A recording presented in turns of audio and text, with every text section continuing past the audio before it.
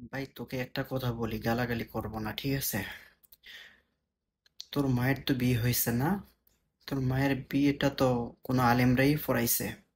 আর যদি তুই অস্বীকার করিস আলেমরা পড়ায় নাই, তাহলে তুই বেজন্মা, পথে ঘাটে হইছস, পাট খেতে হইছস, ঠিক আছে?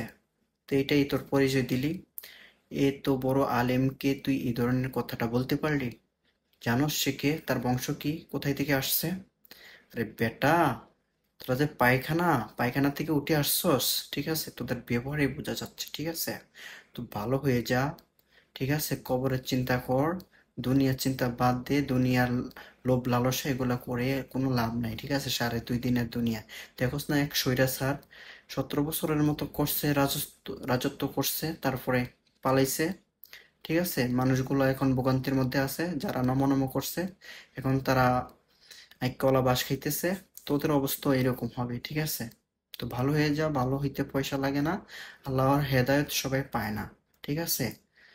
তো ভবিষ্যতে মানুষের নিয়ে এরকম মন্তব্য করিস না, এরকম খারাপ আচরণ করিস না, ঠিক আছে? ভালো থাকিস।